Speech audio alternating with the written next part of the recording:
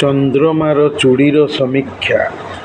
IAS. କବି ରମାକାନ୍ତ ରଥଙ୍କର କେତେ ଦିନର ନାମକ ତାଙ୍କର ପ୍ରଥମ କବିତା ସଂକଳନରେ ସଂଶ୍ଳିଷ୍ଟ ଚନ୍ଦ୍ରମାର ଚୂଡ଼ି ନାମକ ବ୍ୟକ୍ତିବାଚକ ନାମକରଣ ଭିତ୍ତିକ ଭାବପ୍ରଧାନ କବିତା, ଯାହାକି ଗାଥା ବା କାହାଣୀ ଶ୍ରେଣୀୟ ଚରିତ୍ର ପ୍ରଧାନାତ୍ମକ ଅସ୍ତିତ୍ୱବାଦୀ ବା ସ୍ଥିତିବାଦୀ ଚେତନାର ଦର୍ଶକ।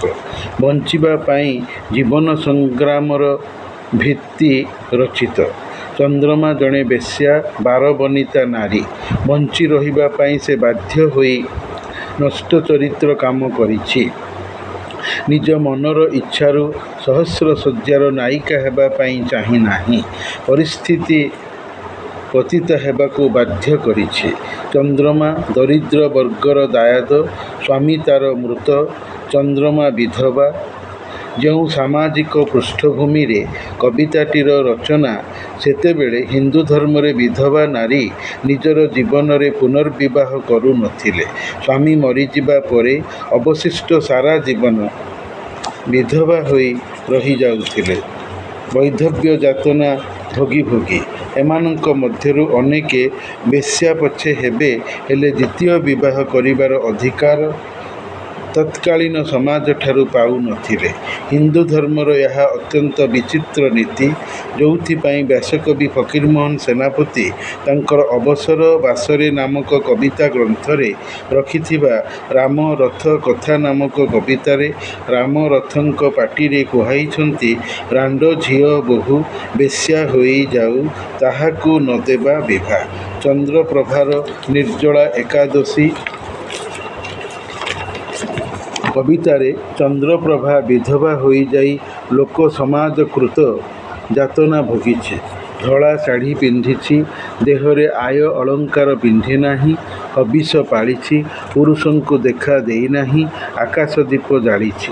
ପଲ୍ଲୀକବି ନନ୍ଦକିଶୋର ବଳଙ୍କର ଯେମାଦେଈ କବିତାରେ ମଧ୍ୟ କୋଇଲି କାଳିଆ କୁତ୍ସିତ କଦାକାର ଦିଶୁଥିବା ବୁଢ଼ା ବରକୁ ବାହା ହୋଇ ଯୁବତୀ ଯେମାଦେଈ ଅକାଳରେ ବିଧବା ହୋଇଛି।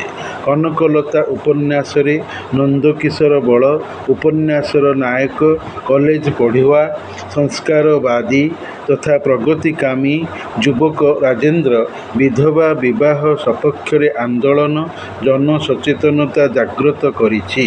ସେତେବେଳକାର ବିଧବା ବିବାହର ସ୍ଲୋଗାନ ଆଜି ସଫଳ ହୋଇଛି, ହେଲେ ଅତୀତରେ ନଥିଲା। ଅତୀତ କାଳର ଯୁବତୀ ବିଧବାମାନେ ଅକଥନୀୟ ସାମାଜିକ ଯାତନା ଭୋଗୁଥିଲେ। ସେହି ସମୟର ଚେତନାପିଷ୍ଟ କବିତା ରମାକାନ୍ତ ରଥଙ୍କ ଚନ୍ଦ୍ରମାର ଚୂଡ଼ି କବିତାଟି ବର୍ତ୍ତମାନ M.A. ଓଡ଼ିଆ କୋର୍ସ ପାଠ୍ୟ ପ୍ରଚଳିତ। ଚନ୍ଦ୍ରମାର ବେଶ୍ୟା ଜୀବନ ଚରିତ କବିତାଟିରେ ବର୍ଣ୍ଣିତ ବେଶ୍ୟାବୃତ୍ତି ଧାର୍ମିକ ପାପ, ସାମାଜିକ ଲାଞ୍ଛନା। ଏହାଠାରୁ ଭଲ ଦ୍ୱିତୀୟ ବିବାହ। ସେତେବେଳକାର ସମାଜପତିମାନେ ଅବିବେକୀ, ମୂର୍ଖ ଥିଲେ। ନିଜ ମନର ବହୁ ନାରୀ ଭୋଗର ଅବଦମିତ ଯୌନ କାମନା ପିପାସାର ଛଳନାୟିତ ବାରଣ ପାଇଁ ନାରୀକୁ ବିଧବା କରି ରଖିଦେଉଥିଲେ। ନାରୀକୁ ପ୍ରଗତିକାମୀ ନ କରାଇବାର ଦୁରାକାଂକ୍ଷା। ନାରୀ ପୁରୁଷ କୈନ୍ଦ୍ରିକ ତତ୍କାଳିକ ମାନବ ସମାଜରେ ଥିଲା କ୍ରୀଡ଼ା ପୁତ୍ତଳିକା ବା କାଠ କଣ୍ଢେଇ। ପୁରୁଷ ସମାଜର ନିର୍ଦ୍ଦେଶରେ ପରିଚାଳିତ ହେଉଥିଲା।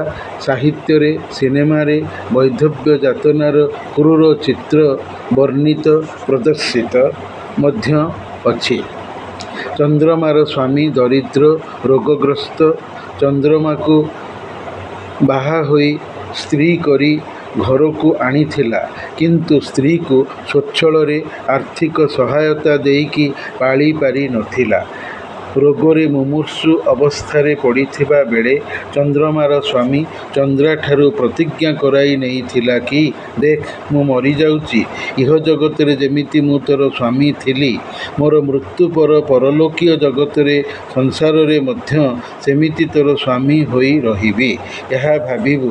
ସେଥିପାଇଁ ମୋର ଅନୁରୋଧ କି ତୁ ଦ୍ୱିତୀୟ ବିବାହ ଯେମିତି ନ କରୁ। ମୃତ୍ୟୁ ଲୋକରେ ଥାଇ ବି ମୁଁ ତୋର ସ୍ୱାମୀ, ଏଇ ଭରସା ମନରେ ରଖି ମୁଁ ମରୁଛି, ମୋତେ କଥା ଦେ। ଚନ୍ଦ୍ରମା ସ୍ୱାମୀକୁ କଥା ଦେଇଛି, ହେଲେ ପ୍ରକୃତ ବାସ୍ତବ ଜୀବନରେ ଦେଇଥିବା ସଂକଳ୍ପ ରକ୍ଷା କରିପାରିନାହିଁ। ପେଟ ପୋଷ ନାହିଁ ଦୋଷ ନ୍ୟାୟରେ ବେଶ୍ୟା ହୋଇଯାଇଛି। ପ୍ରତି ରାତିରେ ଶଙ୍ଖା ଧଳା ଶାଢ଼ୀ ବଦଳରେ ରଙ୍ଗୀନ ଶାଢ଼ୀ ପିନ୍ଧି ସିନ୍ଦୂର ନାଇ ସଧବା ରୂପ ଧରିଛି। ଘରର କବାଟକୁ ଅଧା ମେଲା କରି ଲମ୍ପଟ, କାମୁକ, ନଷ୍ଟ ଚରିତ୍ର ପୁରୁଷ ଗ୍ରାହକ ଅପେକ୍ଷାର ବେଶ୍ୟା ସଧବା ଶୁଭ, ବିଧବା ଅଶୁଭ। ବିଧବାକୁ କେହି ଚାହାନ୍ତି ନାହିଁ। ମାଙ୍ଗଳିକ ଶୁଭ କାମରେ ବିଧବାର ଉପସ୍ଥିତି ଦେଇନଥାନ୍ତି। ସେମାନେ ଅମଙ୍ଗଳିଆ ଅଶୁଭର ପ୍ରତୀକ। ଚନ୍ଦ୍ରମା ବିଧବା ହୋଇଥିଲେ ବି ନିଜକୁ ଶଙ୍ଖା ଶାଢ଼ୀ ଚୁଡ଼ି ସିନ୍ଦୂର ପିନ୍ଧି ସଧବା ସଜାଇଛି ଗ୍ରାହକଙ୍କୁ ସନ୍ତୁଷ୍ଟ କରିବା ଇଚ୍ଛାରେ। ସମସ୍ତେ ମଙ୍ଗଳ ଚାହାନ୍ତି, ଅମଙ୍ଗଳ ଚାହିଁ ନଥାନ୍ତି। ସେ ଲାଗି ଚନ୍ଦ୍ରମାର ସଧବା ରୂପ। ବିଧବା ସମ୍ଭୋଗ କରେନା, ସଧବା ସମ୍ଭୋଗ କରେ, ପ୍ରିୟ ମିଳନ ଚାହେଁ, ସ୍ୱାମୀ ସୋହାଗର ଆଶା ରଖେ। ଚନ୍ଦ୍ରମା ବିଧବା ହୋଇ ବି ସଧବାରେ ରୂପାନ୍ତରିତ ହୋଇଛି। ନହେଲେ ବିଟପି ଲମ୍ପଟ କାମୁକ ପୁରୁଷ ପ୍ରିୟ ବରେଷୁ ହେବ ନାହିଁ। ଚନ୍ଦ୍ରମାର ପେଟ ପାଟଣା ସମ୍ଭବ ହେବ ନାହିଁ। ମଣିଷ ସଂସାରକୁ ପେଟ ପାଇଁ ନାଟ କରିବାକୁ ଆସିଛି। ଚନ୍ଦ୍ରମା ଏଥିରୁ ବଞ୍ଚିତ ହୋଇପାରିବ ନାହିଁ। ଚନ୍ଦ୍ରମାର ଜୀବନ କାହାଣୀ, ଚନ୍ଦ୍ରମାର ଚୁଡ଼ି କବିତା। ଚନ୍ଦ୍ରମାର ସ୍ୱାମୀ ଭଲ ଲୋକ ନଥିଲା। ତୁଚ୍ଛା ସ୍ୱାମିତ୍ୱ ସ୍ତ୍ରୀ ଉପରେ ଜାହିର କରୁଥିଲା। ସ୍ତ୍ରୀକୁ ବଞ୍ଚି ରହିବାର ଆର୍ଥିକ ସହାୟତା ଦେଇପାରି ନଥିଲା। ଯୋଉଥିପାଇଁ ଚନ୍ଦ୍ରମା, ଚନ୍ଦ୍ରା ବେହେରାଣୀ, ବାରବନିତା, ନଷ୍ଟଚରିତ୍ରା, ପତିତା। ସ୍ୱାମୀ ପାଇଁ ବାଧ୍ୟତ ହୋଇଥିଲା। ଯେତେବେଳେ ଅର୍ଥଦିଆ ଗ୍ରାହକ ଚନ୍ଦ୍ରାକୁ ନିଜର ଝାଳୁଆ ଯୌନ ଭୋଗ ପିପାସାର ଆକୁଳ ଆକାଙ୍କ୍ଷାକୁ ଚରିତାର୍ଥ କରିବା ପାଇଁ ନିଜ ଦେହରେ ଜୋର ଜବରଦସ୍ତି ଜଡ଼ାଇ ଲୋଟାଇ ଦେଉଥିଲେ, ପଇସା ଦେଇଛନ୍ତି ମାନେ ଭୋଗ ବାଧ୍ୟ କରିବେ। ଚନ୍ଦ୍ରମାକୁ ଲାଗୁଥିଲା ଯେମିତି ଗୋଟିଏ ଝଙ୍କାଳିଆ ଗଛରୁ ବିରାଟ ଅଜଗର ସାପ ଦେହରେ ତାର ଗୋଡ଼େଇ ହୋଇଯାଇ ଦେହକୁ ତାର ମଡ଼ ମାଡ଼ କରି ଭାଙ୍ଗି ଦେଉଛି। ଯେଉଁଥିରେ ଚନ୍ଦ୍ରମାର ଇଚ୍ଛା ନାହିଁ, ହେଲେ ସେ ମଜବୁର। ଗରାଖ ପଇସା ଦେଇଛି ଗୋଟିଏ ରାତି ପାଇଁ। ଚନ୍ଦ୍ରମା ବାଧ୍ୟ ଗ୍ରାହକର ମନ ମୁତାବକ ହୋଇ ରହିବ। ନହେଲେ ଚନ୍ଦ୍ରମାର ଅନ୍ୟ ଗତି ନାହିଁ। ପଇସା ପ୍ରାପ୍ତ କ୍ରୀତଦାସ।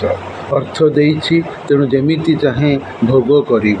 ଯୋଉଥିପାଇଁ ଚନ୍ଦ୍ରା ବେହେରାଣୀ ଆଉ ଜୀବନର ସୁଖମୟ ପତି ସୋହାଗର ଚନ୍ଦ୍ରଚର୍ଚ୍ଚିତ ରଜନୀର ଅଗଣାରେ ସୁଖ ଆଳାପରତ ସ୍ୱାମୀର ସୁନ୍ଦରୀ ଚନ୍ଦ୍ରମାର ଜୀବନ ଚନ୍ଦ୍ର ନୁହେଁ।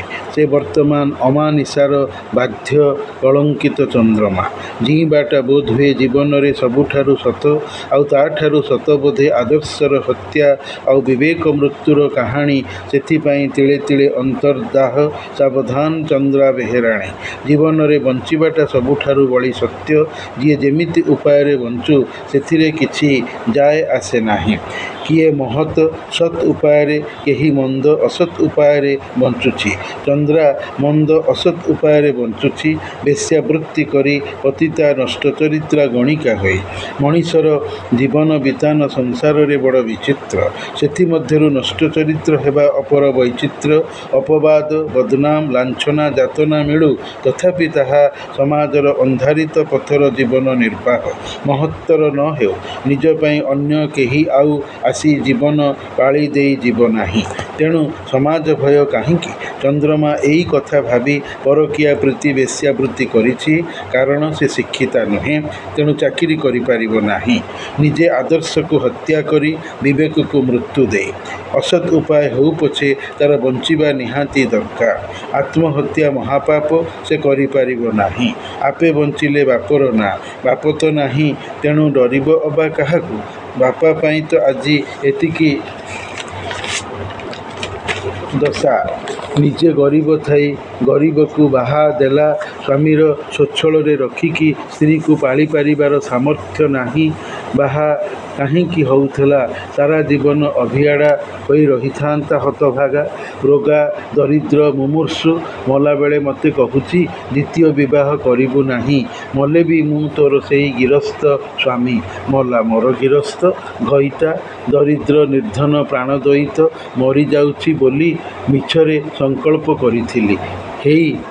ହେ କଥା ଦଉଛି ଦ୍ୱିତୀୟ ସ୍ୱାମୀ କରିବି ନାହିଁ। ହେଲେ ଚମ୍ପାଫୁଲ ପରି ଗୋରା ନରମ ଦେହୀ ଘରର ଦୁଆରବନ୍ଧ ଡେଇଁଲେ ଲକ୍ଷ ଲକ୍ଷ ଲୋକଙ୍କର ଆଖି ବର୍ଚ୍ଛା ପରି ଦେହରେ ଆସି ନାଚିଯାଏ ଭୋଗ ପିପାସା ଲାଳସାର। ପାଠ ତ ପଢ଼ିନାହିଁ, ତେଣୁ ସାଧୁ ସଚ୍ଚୋଟର ଚାକିରି କରି ନ ପାରି ସଡ଼କ ଛାପ ବନିବନି କେମିତି? ହିନ୍ଦୀ ସିନେମାର ଗୀତଟିଏ ଅଛି, ରାସ୍ତେ କା ପତ୍ଥର किस्मत ने मुझे बना दिया, जो रास्ते से गुजरा एक ठोकर लगा गया, रास्ते का पत्थर किस्मत ने मुझे बना दिया। ଚନ୍ଦ୍ରମା କବିର ମରମୀ ଦୃଷ୍ଟିରେ ହୋଇଯାଇଅଛି ଚନ୍ଦ୍ରା ବେହେରାଣୀ ବା ଘଟିଆ କିସମର ରାଣୀ। ବେଶ୍ୟା ରୂପରେ ସେ ମୋହିତ କରେ। ସଧବା ହୋଇ ବେଶ୍ୟାପ୍ରୀତ ଲମ୍ପଟ କାମୁକ ଯୌନ ବିକାରଗ୍ରସ୍ତ ସହସ୍ର ଶଯ୍ୟାର ନାୟକଧାରୀ ଅଧାର୍ମିକ ପୁରୁଷ ବେଶ୍ୟାଙ୍କୁ ବେଶ୍ୟାପ୍ରୀତି କରୁଛି ମାନେ ସଧବା ଅତି ସୁହାଗିନୀ ରାତିକ ପାଇଁ ଜଣକର ହୋଇଯାଇଛି। ତେଣୁକରି ସେ ସଧବା ରୂପରେ ଲମ୍ପଟ ପୁରୁଷମାନଙ୍କ ସାମ୍ନାକୁ ଯାଇଛି। ସଧବାର ପତିପ୍ରେମ ବିଧବାର ନୁହେଁ।